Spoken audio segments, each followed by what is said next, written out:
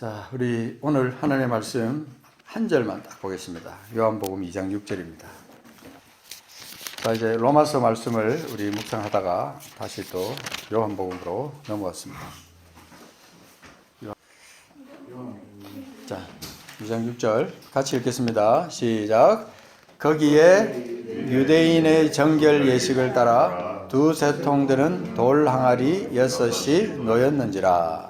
자, 한 번만 더 읽습니다. 시작.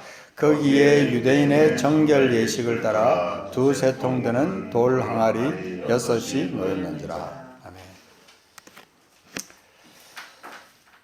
이 말씀이 오늘 우리에게 무엇을 말씀하실까 기대하는 마음으로 말씀을 펼쳐서 같이 보겠습니다.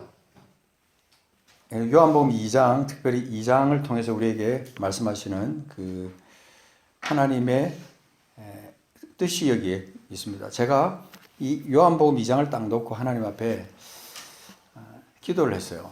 하나님, 우리가 옛날부터, 나는 어릴 때부터 교회를 나갔기 때문에 이 가나의 혼인잔치 이것은 너무나 많이 들었습니다. 물로 포도주를, 물이 변하여 포도주가 되고, 그리고 거기서 예수님께서 그 어머니에게 말씀하셔서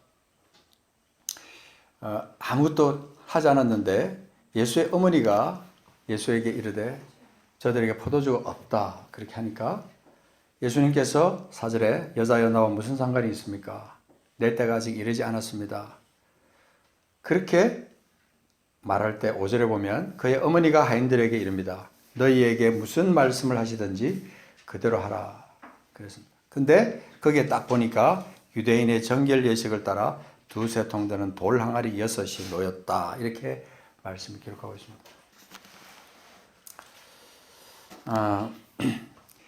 유대인들의 삶의 원칙은 율법대로 살기 때문에 율법에 말씀하는 것 중에 중요한 것이 뭐냐면 부정한 것, 정결하지 않은 것은 유대인들은 접촉하지 않으려고 최선을 다하는 삶을 살았어요. 그래서 음식도 부정한 것은 다 멀리하고 깨끗한 것 이런 것들을 먹고 그랬습니다. 그래서 코시어 음식이 특별히 유대인들이 먹는 그런 구별된 음식입니다.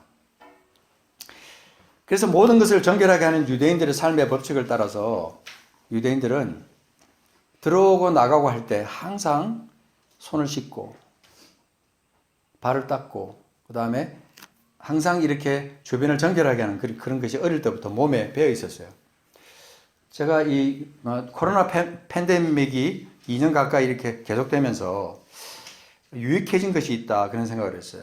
보니까 사람들이 감기에 잘 안 걸려요. 감기에. 그리고 사람들이 다 깨끗해진 거예요. 그래서 밖에 나갔다 들어올 때 그전에는 그냥 손도 안 닦고 뭐 그렇게 했던 사람들이 이제는 밖에 나갔다 들어오면 무조건 화장실 들어가서 손을 닦고 비누로 손을 닦더라고요. 그래서 모든 것이 참 주변이 깨끗해졌다 이런 생각을 하게 됐습니다. 그래서 그 습관적으로 우리가 그렇게 하지 않았던 것을 2년이라는 긴 시간 통해서 사람들이 이 바이러스를 갖다가 어쨌든 씻기 위해서 손을 자주 닦고 그 다음에 입을 깨끗하게 청소하고 하는 그런 것들을 많이 봤습니다. 그런데 오늘 성경에 나오는 이 정결 예식이라는 것이 딱 나오는데요. 6절에 나오는 정결 예식. 유대인의 정결 예식. 이것은 도대체 어땠을까? 여러분 나중에 관심을 가지시고 인터넷 들어가셔서 유대인의 정결 예식 딱 쳐보세요. 하시면요. 기가 막히게 많은 사람들이 그것을 연구해서 올려놨어요. 역사적으로 유대인들이 어떻게 정결 예식을 행하는가 하는 것을 이 시간에 다 말할 수가 없어요. 그래서 그런 것들은 여러분들이 인터넷을 통해서 또 책을 통해서 개인적으로 자꾸 이렇게 학습을 하셔야 돼요. 그래서 그렇구나. 유대인들이 이렇게 정결 예식을 행했구나 하는 것을 우리가 공부할 필요가 있습니다. 그런데 한 가지 특징적인 게 하나 있습니다. 특징적인 게 뭐냐면 유대인들이 정결 예식을 위해서 돌 항아리를 두었는데 집집마다 다 있어요. 돌 항아리가 있는데 거기에 들어가는 물이 어떤 물이냐면 잘 들어보세요. 중요합니다. 들어가는 물이 어떤 물이냐면 사람이 물을 떠다가 수도가에서 물을 떠다가 그 물동이로 가져와가지고 그 돌 항아리에다가 붓는 물이 아니고 어떤 물이냐면 빗물이에요, 빗물. 하늘에서 내려오는, 자연적으로 내려오는 그 물을 받아가지고 그 돌 항아리를 채웠어요. 그래서 캄보디아를 가보면 캄보디아 집집마다 처마 밑에 뭐가 있는 줄 알아요? 항아리. 큰 항아리가 있어요. 집집마다 2개, 3개. 그래서 그 캄보디아에는 돌 항아리 수가 많으면 그 집은 부자다. 그렇게 했어요. 그래서 비가 올 때마다 그 지붕을 통해서, 처마를 통해서 이렇게 물이 돌 항아리로 다 들어가고 그 집 쫙 모여지고 밑에 깔아앉고 그러면서 위에 있는 맑은 물을 갖다 떠서 밥도 해 먹고 이런 설거지도 하고 또 심지어는 필요하면 또 샤워도 하고 이제 그렇게 했었어요. 근데 특별히 하늘에서 내려오는 물을 유대인들도 굉장히 중요하게 생각했어요. 그래서 이 정결 예식에 쓰는 그 물은 전부 다 빗물로 사용했다 하는 것이 참 특징적인 것이다 하는 생각을 했어요. 그래서 왜 그랬을까 하는 걸 생각하기 전에 오늘 여기에 하나님께서 이 예수 그리스도를 예수님께서 이제 그 침례를 받으시고 난 다음에 예수님께서 공생애를 바로 시작하시기 직전에 첫 번째로 주님께서 이 가나의 혼인잔치에 참석을 하셨어요. 그래서 가나의 혼인잔치에 가셨는데 예수의 어머니도 거기 계시고 제자들도 거기에 다 있었어요.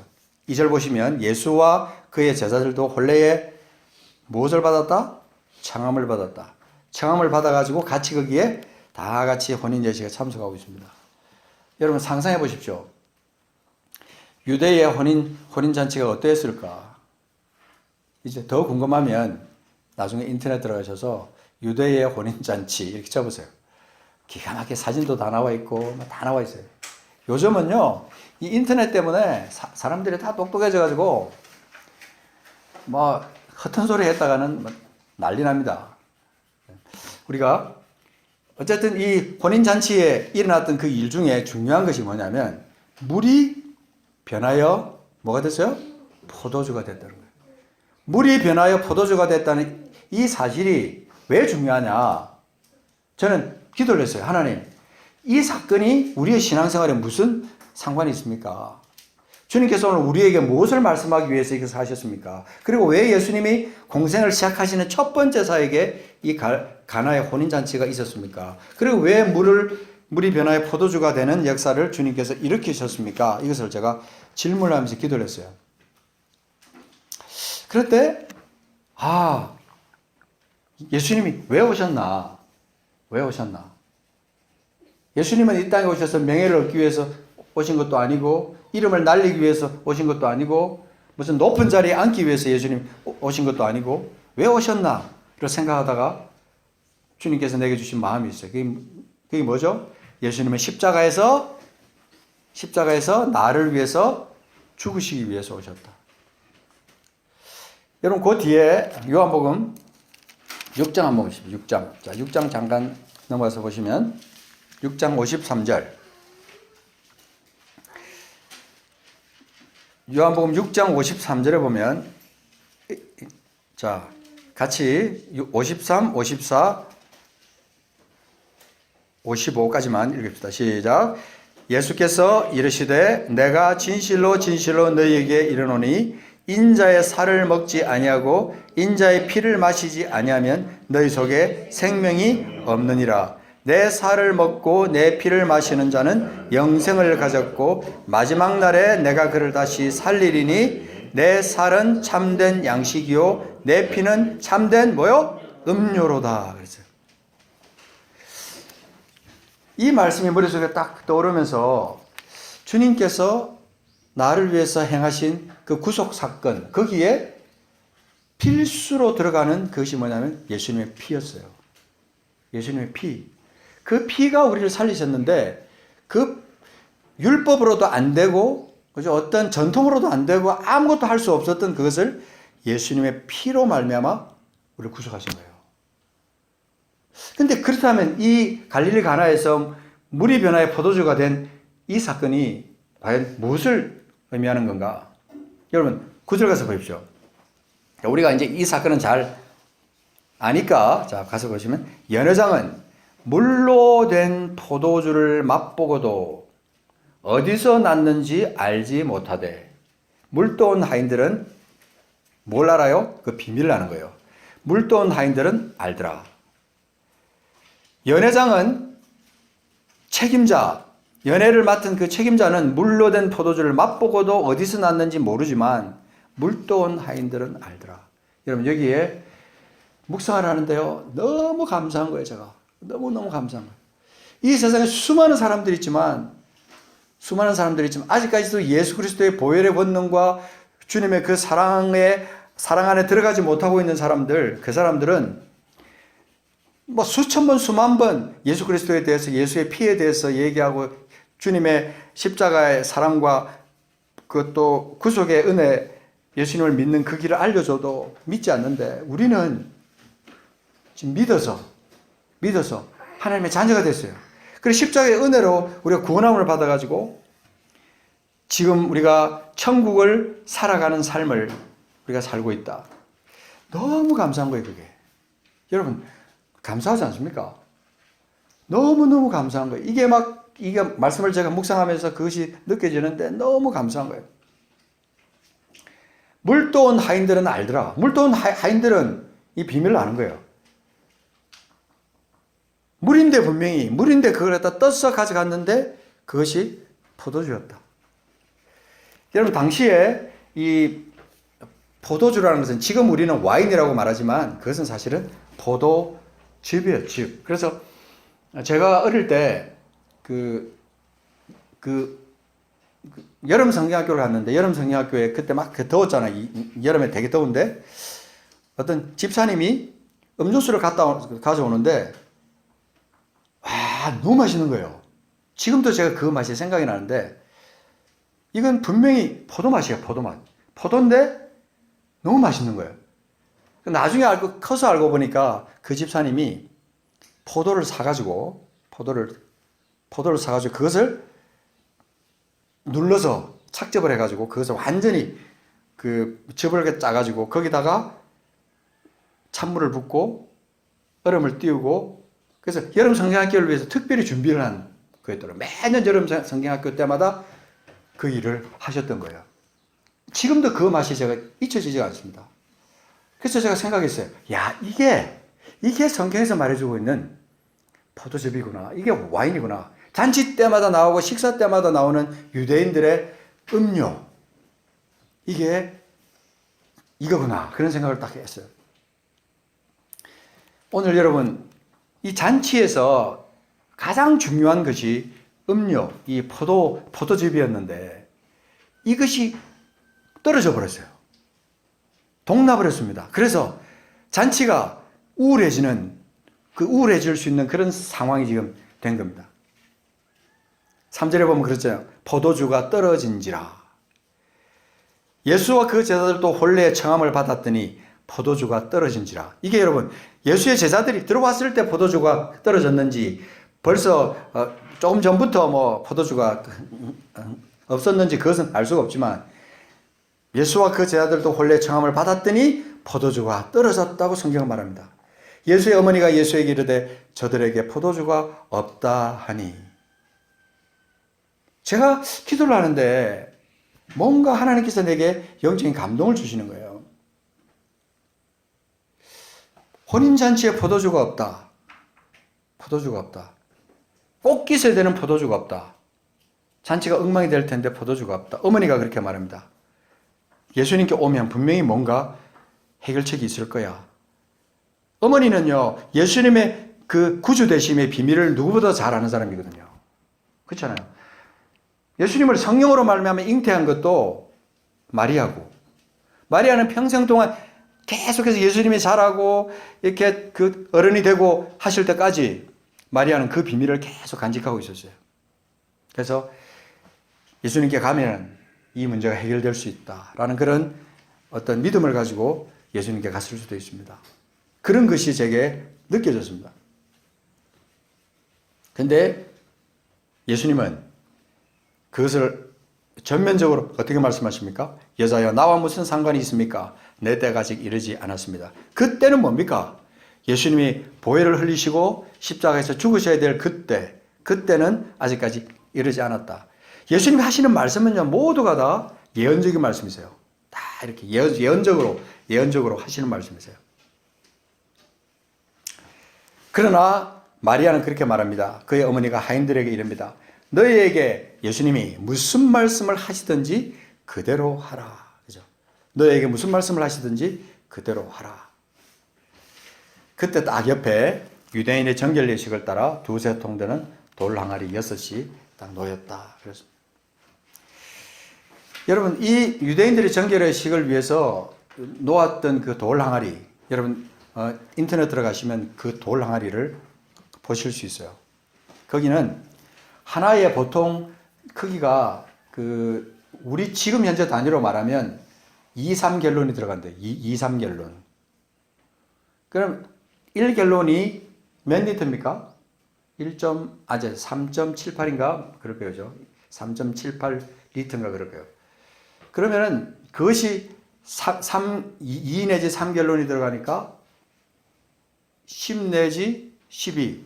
그죠? 그 정도 리터가 돌 항아리 하나에 들어가는 거예요. 근데 그게 6개가 있었어요. 굉장히 많은 양이에요, 사실은. 근데 그 양을 채우라 그랬어요. 근데 중요한 거는요. 제가 주님께서 내게 주신 마음이에요. 자, 돌 항아리에 물이 있었을까요? 없었을까요? 한번 생각해 보세요. 그 돌 항아리에 이미 물이 들어 있었을까요? 안 들어 있었을까요? 들어 있었을 거예요. 왜냐면요, 정결 예식을 따라 행하는 거니까 언제든지 들고 나가면서 정결 예식을 하던 물이니까 물이 있었을 거라고요. 근데 그 오늘 기록에 보면 예수님께서 그 물을 비워버리고 거기다가 다른 물을 채우라고 말씀하지 않고 아기까지 채우라 그랬어요. 이미 벌써 거기에 물이 들어가 있었는데 그 물을 다른 물을 갖다 채워서 아기까지 채우라 그랬어요. 그리고 나서 이걸 갖다가 연회장에게 또 다 갖다 줘라고 그렇게 말합니다. 자, 여기에 유대인들이 전통적으로 정결 예식을 위해서 담아뒀던 물과 예수님께서 채우라고 해도 하인들이 가져와서 떠와서 부은 물과 그것이 합쳐졌어요.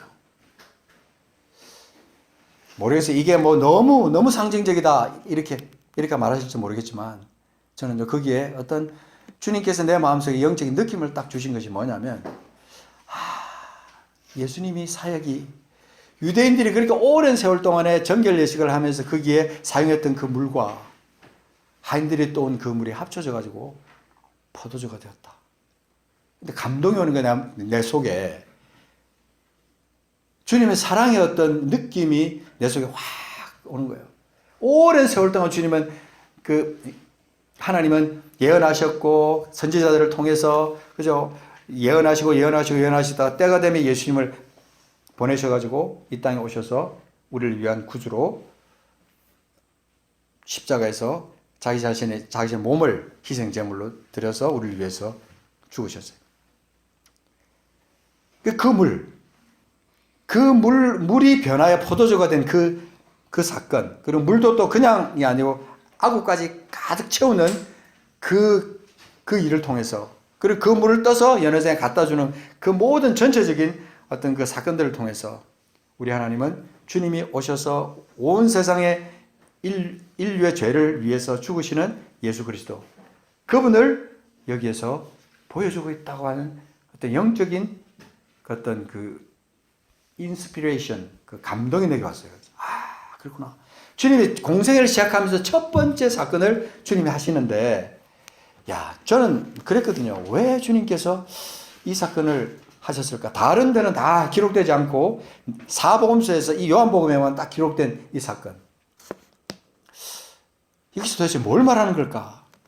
이 생각을 했는데, 그냥 단순히 예수님이 물로 포도주를 변화시키는 기적을 일으키신 사건, 이렇게만 할 게 아니라 우리 주님은 모든 전통적인 모든 것을 다 깨뜨리고 주님이 친히 오셔서 우리를 위해서 십자가에서 죽으실 그 사건으로 주님께서 완성시킬 것이다. 이것을 보여준 예언적인 사건이었다. 그렇게 느껴지면서 참 감사가 됐어요. 여러분, 어린 양 예수의 보배로운 피. 어린 양 예수의 보배로운 피. 이것은요, 신비 중에 신비예요. 여러분, 베드로전서 1장 18절 잠깐 가서 보겠습니다. 자, 베드로전서 1장 18절. 우리가 만찬을 할 때, 주의 만찬을 할 때 떡과 포도주를 가지고 합니다. 그죠? 그럴 때 우리는 어떤 영적인 감흥을 받냐면, 그 잔을 들 때 예수님의 죽으심, 예수님께서 십자가에서 나를 위해서 흘리신 그 피를 생각하고 기념하는 거예요. 그죠? 근데 여러분, 자, 베드로전서 1장 18절 보면, 자, 베드로전서가 어디 있습니까? 저 뒤에 히브리서 다음에 있습니다. 히브리서 다음에, 야고보서 다음에, 자, 누구 찾아서 한번 1장 18절 19절 한 분이 찾아서 읽어주십시오. 큰 소리로. 자, 18절 19절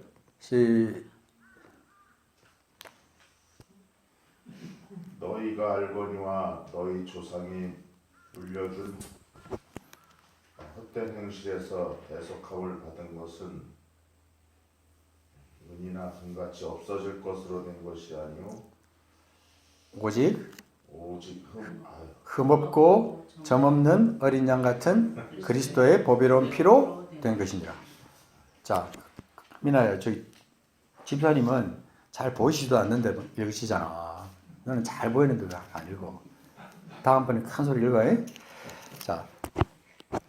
자, 여기 보면 너희가 알거니와 너희 조상이 물려준 헛된 행실에서 대속함을 받은 것이 아니요. 옛날부터 유대인들이 내려오는 어떤 율법과 전통을 통해서 그들이 구원받은 것이 아니고, 은이나 금같이 그 대속함을 받은 것은 은이나 금같이 없어질 것으로 된 것이 아니요, 흠없고 점없는 어린 양 같은 그리스도의 보배로운 피, 그걸로 됐다. 저는 이 첫 번 기적, 예수님께서 이렇게 하셨던 첫 번 기적, 물이 변화의 포도주로 됐다는 그 사건보다는 예수님께서 오셔서 우리를 위해서 죽으시고, 우리를 위해서 피 흘리시고, 우리를 위해서 모든 우리가 당해야 될 그 희생을 예수님께서 당하실 것이라는 그것을 갖다가 제가 느끼게 되면서 감사가 나오는 그런 시간들인데, 여러분, 이 말씀 보면요, 보배롭고 흠없고 점없는 어린 양 같은 그리스도의 보배로운 피, 그리스도의 보배로운 피, 이것이 우리를 살렸어요. 우리를 살렸어요.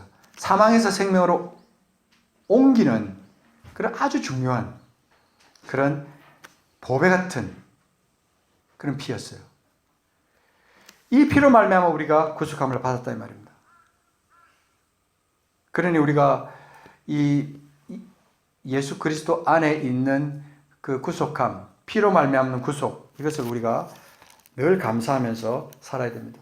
특별히 우리 성경 중에, 신약 성경 중에서 여러분 그 히브리서에 보면은 구약 성경의 그 제사제도와 연결하면서 굉장히 중요한 말씀이 있는데, 자, 두 군데만 찾아보겠습니다. 첫 번째는 히브리서 1장인데, 자, 히브리서 1장. 히브리서는 지금 찾은 그 베드로전서 앞에 있습니다. 자, 이제 이것만 하면 끝납니다. 자, 히브리서 1장 353쪽에 히브리서 1장 3절 보겠습니다. 3절.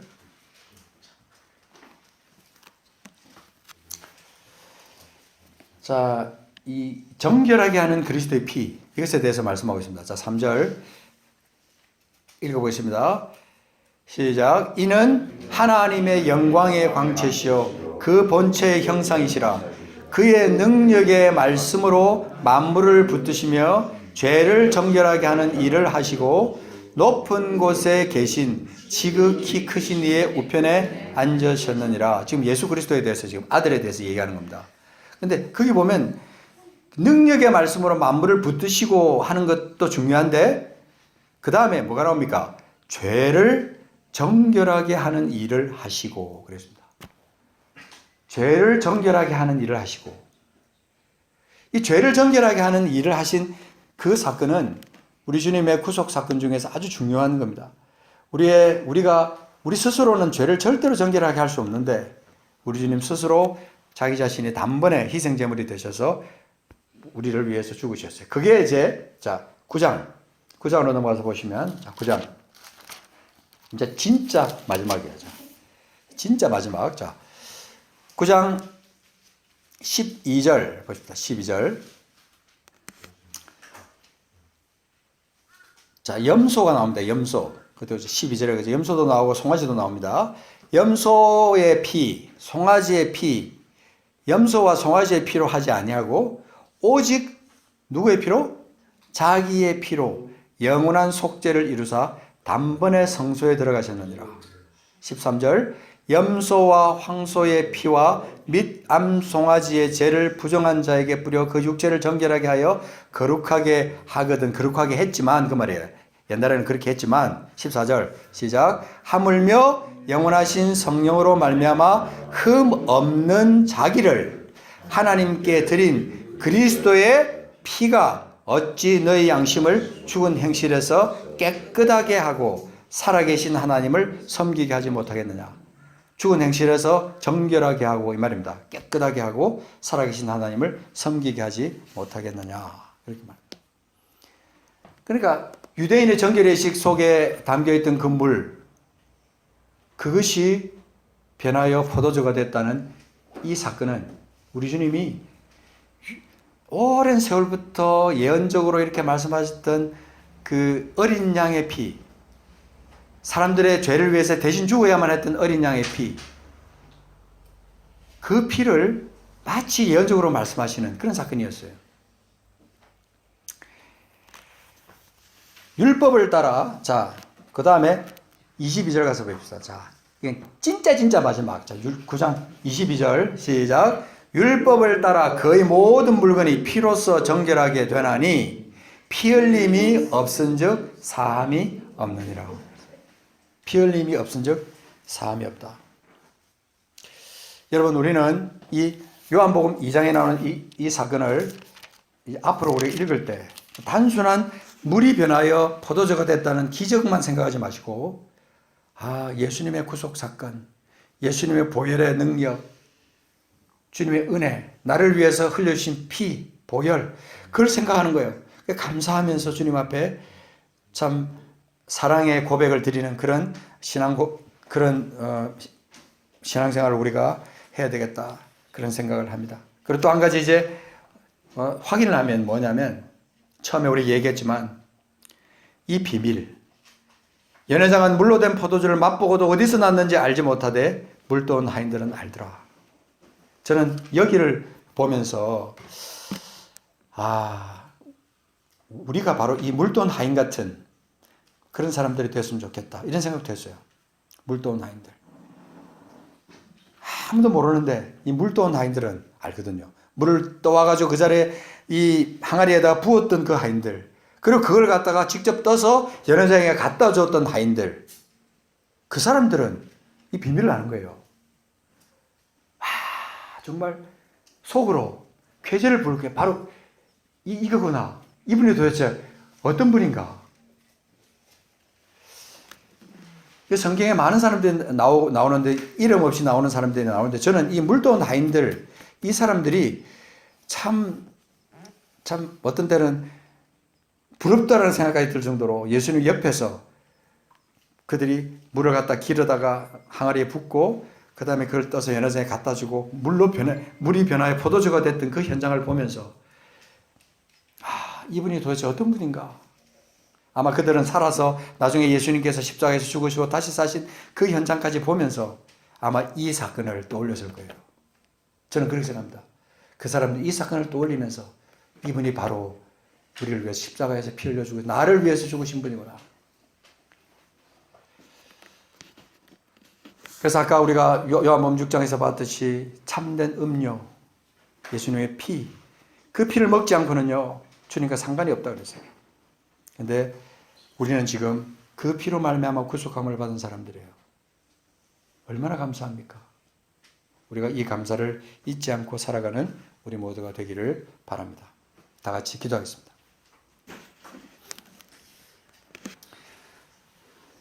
이 요한복음 2장에 나오는 이 물이 변화의 포도주가 된 사건은 여러분 단순한 기적, 예수님이 기적을 일으키셨다라고 하는 그래서 그 기적만을 말하는 게 아닙니다. 특별한 예언적인 사건이었습니다.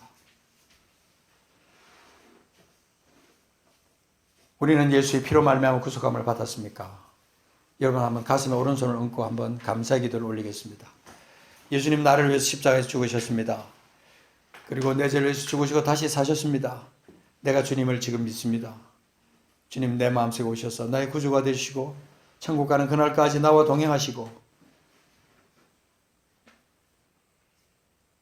영원한 나라에서 주님과 영원히 사는 그때까지 나를 지켜주시고 보호해 주십시오. 나를 위해서 피 흘려 죽으신 주님 감사합니다.